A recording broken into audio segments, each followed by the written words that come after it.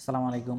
অনেক BMET card check করে পাচ্ছেন না, কিভাবে চেক করবেন সেটাও জানেন না। তো আমি এই ভিডিওতে তুলে ধরতেছি আপনারা কিভাবে চেক করবেন। আপনারা সর্বপ্রথম আপনার মোবাইলের স্ক্রিনে যাবেন, সেখানে গুগলে গিয়ে সার্চ করবেন BMET check.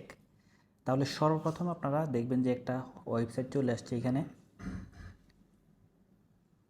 Verify BMET EC card, এটাতে ক্লিক করবেন। তো ক্লিক করার পর এই যে পাশে স্ক্রিনে দেখতেছেন, এখানে আপনি আপনার পাসপোর্ট নাম্বারটা দিয়ে দিবেন। সর্বপ্রথম বিদেশে আসার সময় যে পাসপোর্টটা দিয়ে এসেছিলেন, ওই পাসপোর্ট নাম্বারটা এখানে বসিয়ে দিবেন। এই বিভিন্ন কালারের এই সংখ্যাগুলো এখানে নিচে লেখার জন্য বলছে।